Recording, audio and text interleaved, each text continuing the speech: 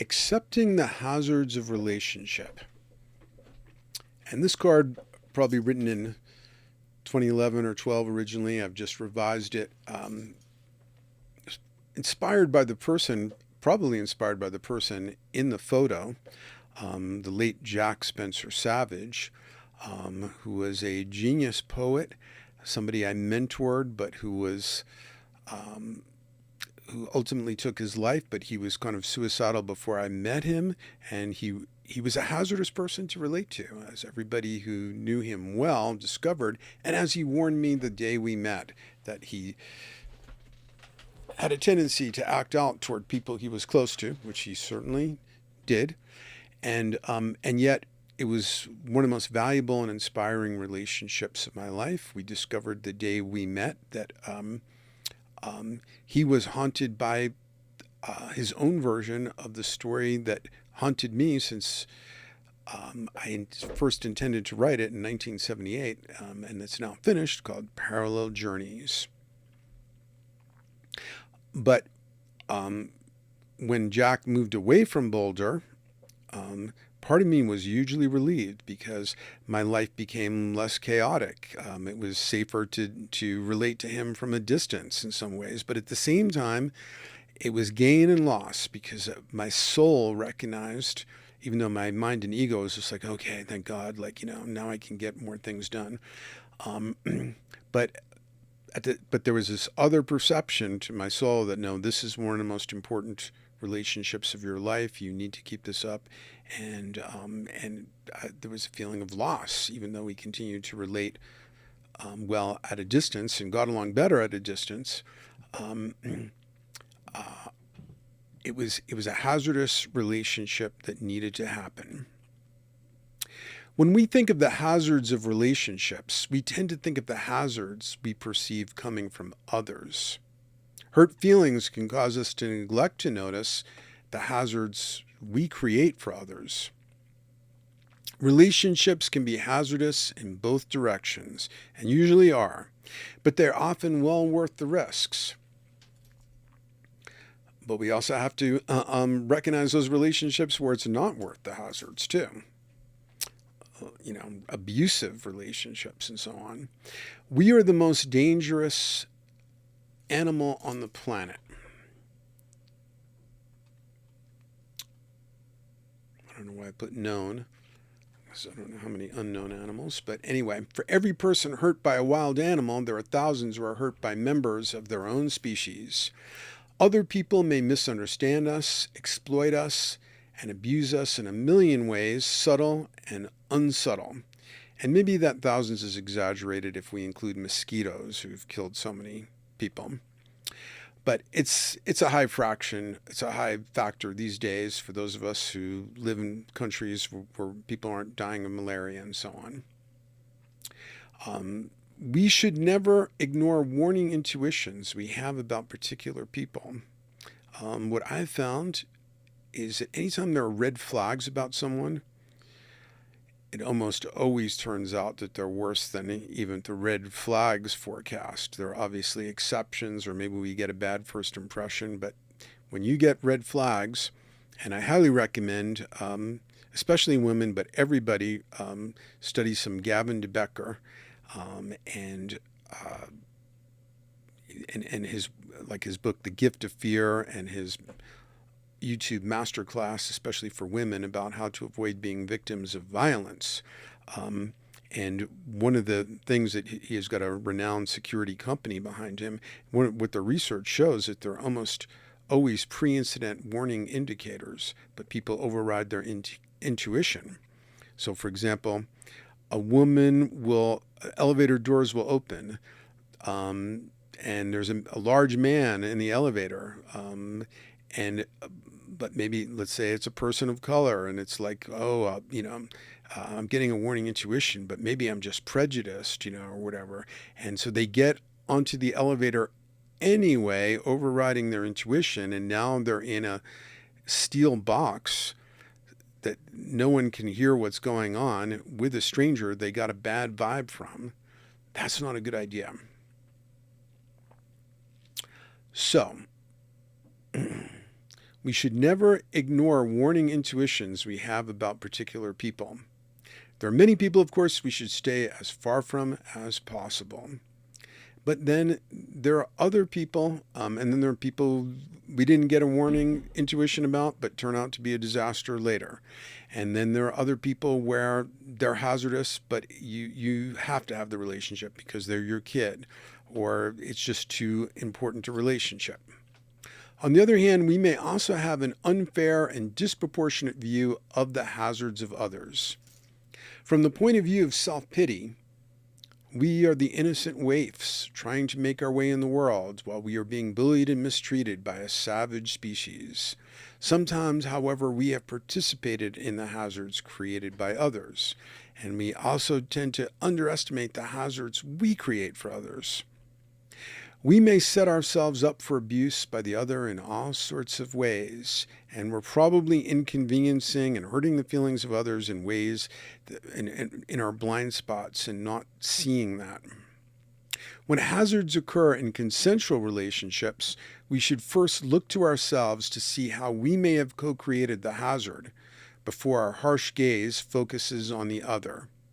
It is an overwhelming human tendency to externalize the internal, and we would much prefer to find a hazard in the other than to see the hazards within ourselves. In other cases, the hazard may come mostly from the other, and in such cases, we need to be careful about our boundaries.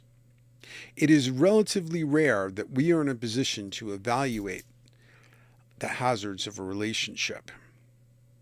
It is essentially dangerous to speculate where the other is coming from unless we are in a calm and compassionate state. So when I say it's rare we're in a position, I mean don't evaluate relationships. This is another great life skill. Don't evaluate key relationships or your life in general, what I call on the fly. People are doing this all the time. They're in a bad mood and they're like, oh, my release because of Brad. It's because of, my job, my life sucks or whatever. No. If you're going to evaluate your life or a key relationship, you need to be in an ideal cognitive state. If I'm going to do that, it should be during a journal session in the morning when I'm at my cognitive best and I'm writing the whole time. If I just start doing it based on getting a text message I've misinterpreted from a significant other or whatever, this is just totally unreliable. Okay? So the more agitated we are, the more likely we are to externalize the internal, to project, and to see the other as the hazard. We may have actually chosen them to personify a long-standing inner conflict and this kind of thing. So think of evaluating relationships like brain surgery. Like do it when you're at your best and you're not doing anything else and you're keeping a record and you're really focusing in, and use spiritual allies to triangulate. Famously, everybody else knows somebody's in an abusive relationship before they realize it. So if you have key trusted spiritual allies, get their point of view, get second and third opinions, triangulate your position. Before accusing the other, see if you can get yourself into a calm, compassionate state and ask yourself the question, when have I been here before? When have I felt this way before? If you're honest with yourself, it is overwhelmingly likely that the answer will be many times and with many different people. That's your cue to question yourself and see how you may have contributed to setting up the recurrent situation. To paraphrase George Santayana, those who don't learn from the relationship history are doomed to repeat it. When it comes to evaluating the hazards of relationships, no formula can take the place of case-specific, soul-searching discernment. Sometimes, the hazards aren't worth it. As social mammals, we so easily get addicted to the buzz of the social matrix and default to being in company when we might more potently spend time in solitude. Often, the issue is not one of social versus solitude, but of being more selectively social as compared to being open to any social experience regardless of quality. It is one thing to accept the inevitable hazards of soulful relationships, and quite another to accept the hazards of being in a crowd of acquaintances. So for me, Now, I'm not a group social person. I'm a one-on-one person because I don't like small talk. I want to go into depth with one person at a time. And so I hold out for quality relationship time, and I minimize small talking group social situations that um, don't work very well for me and are not the best use of my time. I'm well entertained in my own mind and doing my own creative work. We live in the age of the quick fix approach. Self-help books will give you the 10 steps to having fully functional, healthy relationships, as though a one-size-fits-all formula could eliminate hazard from relationships. And so you get this all the time, these one-side, well, women are such and such, men are from Mars, and women are from Venus, and men are like this, and women are like that. Any sentence that begins that way is a fool's proclamation, because people, if there's one thing to notice about people, it's how incredibly various they are. So there is no statement that begins with women are such and such, men are such and such, that can possibly be true as a one-size-fits-all. There is no formula. And even if they were, the hazardous aspects of relationship are often what make them developmental. So it's just not that simple. Discovering how easy it is for a misstep to result in you hurting the other or the other hurting you can create profound awakenings to compassion, empathy, and realizations of who you are and who the other is. You could also check out my card, also a video called Dealing with Crescendo of Awfulness Experiences. If you're falling into a conflict with someone, it'll give you some strategies. Don't make significant moves in a relationship by text. See the Key and Peele classic skit on YouTube about texting. If you need to make an adjustment or negotiate something big in a relationship, do it face to face. If you can't, then like a video call, but definitely not a text.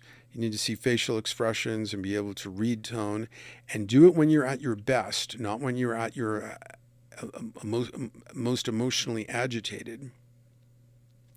Every type of, and first come to equilibrium within yourself. Think about your part of it in quiet reflection, journal about it, then go to the other person and know what you're trying to accomplish in communicating with them. Some people just like reach for the phone or start texting as soon as they have an unhappy emotion and they haven't thought it through. And this is, creates the interpersonal, he said, she said, hell of acting out inner process in the world. Another one of the oracle cards that could be related. And it's a video, of course.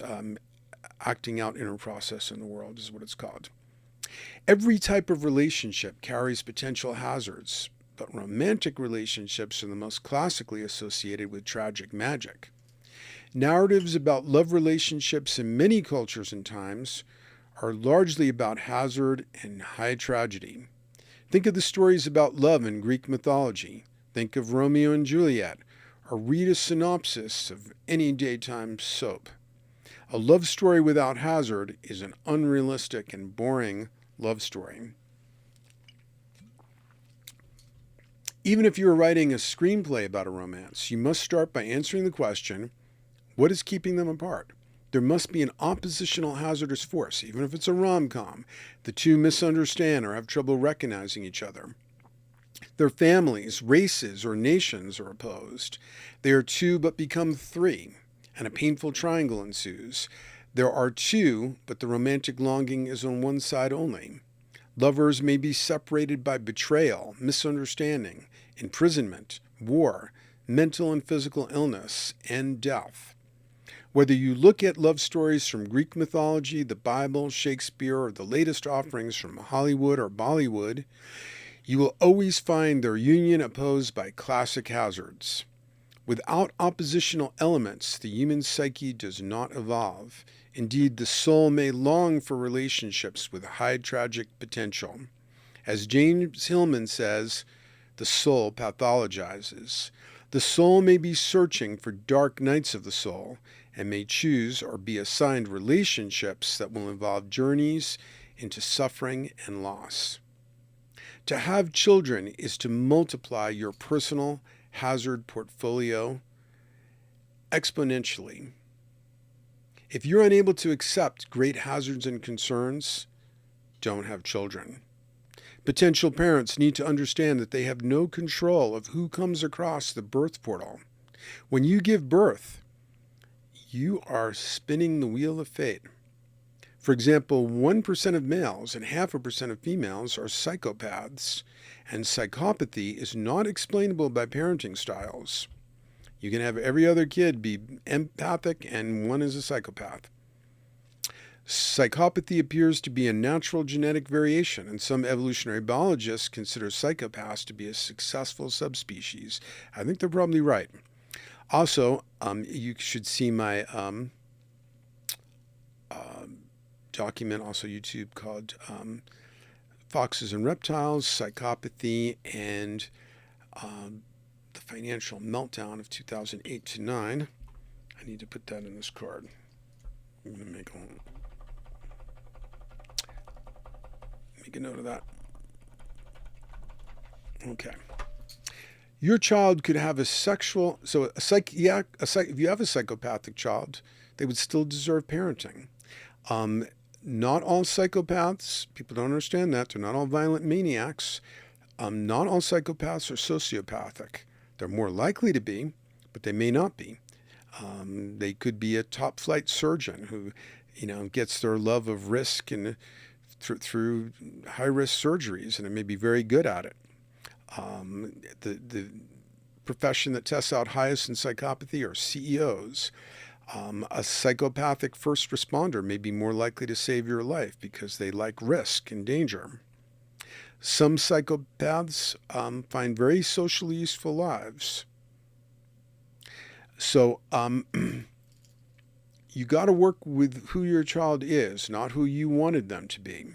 Your child could have a sexual orientation or identity you did not expect or want. Don't expect your child to resemble you. Their talents, interests, relationships, and chosen vacations may have nothing to do with yours. Also, children are more influenced by peers than by parents. It's been shown. A foolish modern assumption is that children are born as blank slates and can be molded into idealized forms by supposedly correct parenting. Materialists assume children are the product of two factors, genetic and environment, but most cultures recognize a third factor, essence, which a soul carries into incarnation. As you deepen a relationship, the hazards become more profound. The more you care about the other, the greater the potential hazards of loss, misunderstanding, and tragic conflict.